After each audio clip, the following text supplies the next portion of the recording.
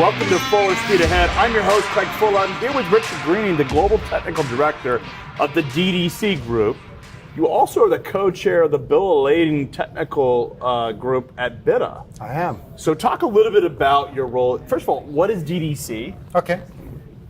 So DDC, mainly in the US and in your industry, is more known for FPO, so our freight processing outsourcing.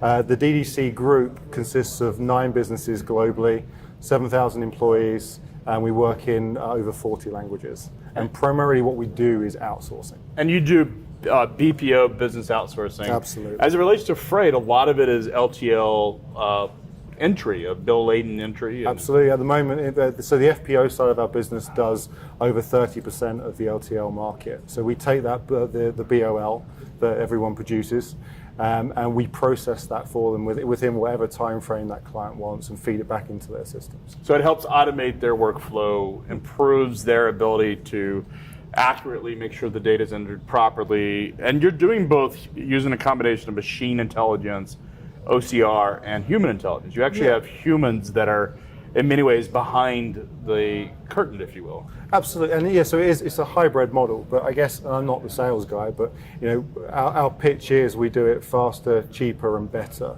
than you would probably do it yourself internally if you've got teams doing this. And that is that combination, because we've built the technology that allows us to process freight, and specifically using lots of different OCR tools that will work on handwriting recognition, will work on different fonts, etc. We've built up thousands of templates in the background that just churns through this stuff. And when we come across one that we can't, obviously that goes into a sort queue that would create more templates for us to be able to automate it next time. That's the machine learning element of it. But then also we've got our freight team. So we have close to, the majority of our work is done in the Philippines, also in Bosnia, but within freight it's mostly done in the Philippines. And there's about 5,000 people there that deal with that back office. So, and that ensures that we hit the turnarounds that the clients want. And turnarounds are defined in minutes, hours, sometimes? Absolutely. Service windows, so when they want the work process between and one, and then the time they want it turned around. So trucks come back, go to the dock, they hand the freight bills, you guys get that through imaging system, and then a combination of the OCR technology as well as humans are looking at quality control and managing that. Absolutely, and what we try to do is do that in near time. So as fast as the customer wants it, and obviously there's different projects or different things we do, it's more time sensitive than other bits, but primarily most customers want it back as quick as possible. How do you convince a company that has a lot of employees, these are LTL has a lot of folks in the LTL business, pretty big step. How do you convince them to outsource that to your firm? Faster, cheaper, and better. And more accurate. Yeah, because we specialize in it. And you say, so as much as we specialize in the LTL market, and that's what FPO does, any of the other sectors that we work in around the world, we become experts over time. So we rarely start in a sector and say we're going to be the best. It comes after, we've been going 30 years, so it comes after an awful lot of knowledge. And because we deal with these same problems every day, and then we deal with a multitude of clients, we become very good at being able to do that quicker than quite often most times can do themselves. You joined BiTA last year. You now are the co-chair of one of the technical groups. Talk a little bit about what it is that you're hoping to accomplish with BiTA, and more broadly, why did you join?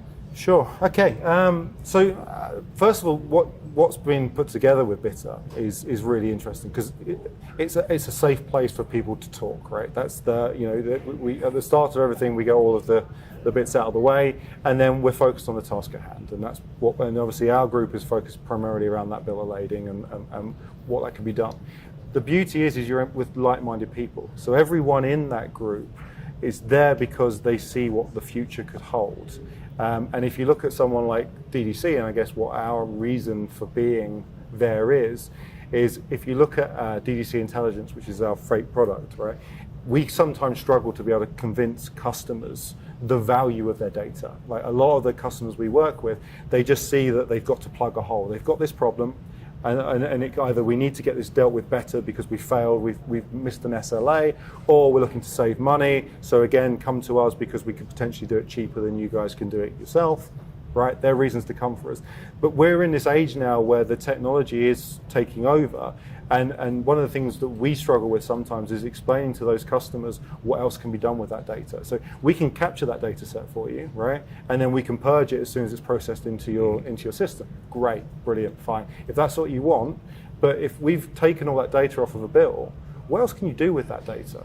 And that's the part for me that works with BiTA, is if we can even get close to start setting some standards across industries, then it opens up a world of potential. Yeah, it's a longer battle than just an overnight technology. And when you have an industry consortium, it's important that everyone is sort of tackling these issues. One of the challenges in BiTA is that there's hundreds of members, and each of them have their own priorities, and some of those don't match up. But I think one of the things that's been effective is the members have really taken control is to start to focus on individual sort of tasks. The bill of lading is one of those, is bringing together firms that want to solve and create an electronic bill of lading that's a permanent record. Is that sort of what you guys are working on? When do we think standards will come about? We're hoping end of the year we're going to have something in place that we can, but it then needs to comply with all the other committees. You know, that's why you need something like BiTA to do this, right? It's not as simple. Well, it's not even as simple as getting everyone together in LTL and saying, right, well, this is the standard you guys are going to work to, right? My background originally was in air freight, and I think we were talking about it earlier on. There was an initiative in the mid to late 90s called Cargo 2000, and the idea was to get everyone to adopt an e-airway bill by the year 2000. And I think last time I checked last year, we're 18, 19 years on, and only 60% of all airline carriers have adopted that, right? It was a different time. The world's moving much quicker now, and like-minded people, industry, and now just everything we interact with day to day, things like Uber, for example, our expectations now are so much higher. Yeah, and the world is changing. Technology is changing. I mean, I look at my own kids and I think about the fact that they're playing Fortnite and this digital environment. And when I was a kid, I played Oregon Trail, and that was like super high tech. Yeah. And you get dysentery and you die of diarrhea. This was like a really, really horrific thing.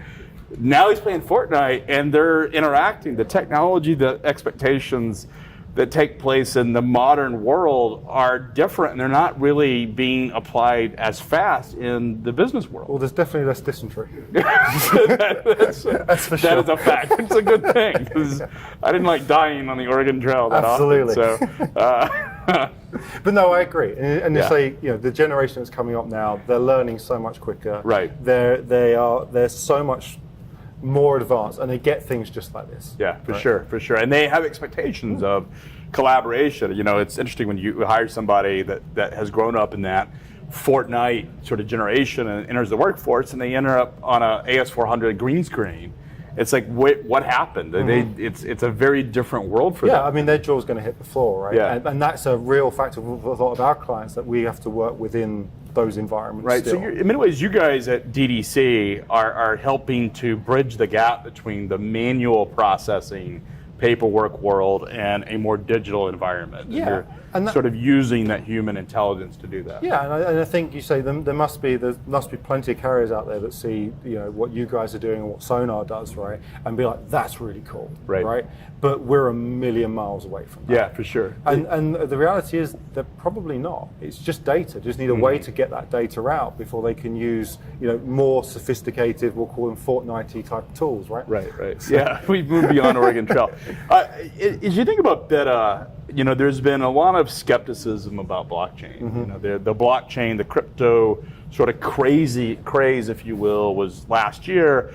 A lot of the noise has sort of died down around blockchain. You guys are still believing that blockchain is a foundational technology, or do you think it's more broad in terms of getting the industry together through BiTA brings whatever the application is, it's sort of technology agnostic? I think what's going to happen, so I think what BiTA's good at and what it's doing right now is looking at setting standards, right?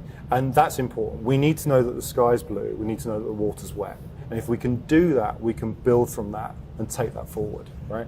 And then whatever that becomes, I always remember back to a good example was WAP technology, like in the late 90s, early 2000s, because everyone wanted to put WAP onto a phone so that they could have access to something. And then the phone technology overtook, and you could have HTML. Right. So WAP was dead overnight. Yep, for right? sure. So the key right now is to take a step back and look at setting standards. We need to know the water's wet and the sky's blue. Mm-hmm. Yeah, and there's a lot of opportunity to do that, but there's a ton of stuff happening.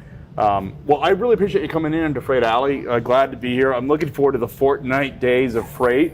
We're still in the Oregon Trail. We haven't gotten by there. We're dying of dysentery. It's not a good thing. Not a good thing. But the good news is the fortnight opportunity is ahead of us, and I'm really excited about what that may come of it. So, Richard, really appreciate you coming in. Thanks for joining us on Full Speed Ahead.